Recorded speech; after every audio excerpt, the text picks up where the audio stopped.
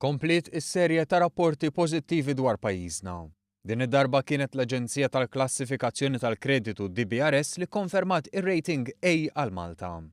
Rating għoli li skont l-esperti ta' DBRS jirrifletti fost l-oħrajn l-istruttura pożittiva ta' dejn pubbliku, il-bilanċ solidu fil-pagamenti internazzjonali ta' pajjiżna u s-sitwazzjoni finanzjarja tajba tal-familji Maltin.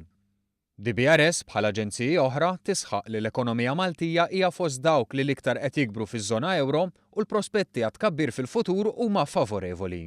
Dan fil-waqt li tinnota kif id-deficit naqas għal 0.7% tal-prodott domestiku gross fl-2016 skont il-miri u tnaqqis mill-4.2% fl-2008. L-Aġenzija sostniet li l-istituzzjonijiet tal-politika fiskali, monetarji u finanzjarji issaħħu. U għal-kuntrarju tal-ħsieb tal-Oppożizzjoni, l-Aġenzija issostni li sar titjib importanti fl-amministrazzjoni fiskali wara prestazzjoni baxxa fil-passat.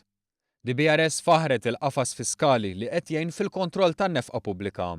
Dan partikolarment meta mqabbel man-nefqa żejda u nuqqas ta' kontroll intern li kien hawn fil-passat u li daħlu lil Malta fil-proċedura ta' deficit eċċessiv għal 3 darbiet mill-2004.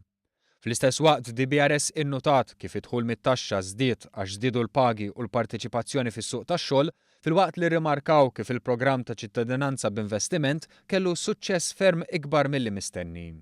U minn barra t-tifħira ristrutturar li seħħ fl-Enemalta, tinnota wkoll il-passi li qegħdin jittieħdu fl-Ermalta u barra minn hekk tinnota wkoll kif ir-riforma fil-pensjonijiet li qed iwettaq il-Gvern għandha twassal biex is-sistema tkun sostenibbli fit-tul. U fil-waqt li l-Oppożizzjoni tmexxi kampanja kontra l-istituzzjonijiet pubbliċi, l-esperti barranin ta' DBRS jgħidu li Malta tgawdi minn istituzzjonijiet pubbliċi relattivament sodi u li l-Gvern qed jagħmel iżjed sforzi biex dejjeb il-governanza u jnaqqas il-korruzzjoni fosthom bil-liġi tal-whistleblower u t-tneħħija ta' perjodu ta' preskrizzjoni għal membri parlamentari fuq każi ta' korruzzjoni. F'istqarrija l-Gvern laqa dan iċ-ċertifikat pożittiv u nnota kif minflok in-negattività tal-Oppożizzjoni, l-Aġenzija Internazzjonali tisħaq fuq l-impenn tal-Gvern li jindirizza nuqqasijiet tal-passat fil-governanza. Għaldaqstant tenna r-rieda tal-Gvern Malti li jżid il-pass ta' riformi ħalli l-qagħda ekonomika u soċjali ta' pajjiżna tkompli tissaħħaħ. Dan għaliex it-titjib fil-finanzi pubbliċi, fl-ekonomija u fil-governanza li tinnota d-DBRS huma bażi soda għal iktar titjib fi żmien li ġej biex il-ġid ikompli jasal għand kulħadd.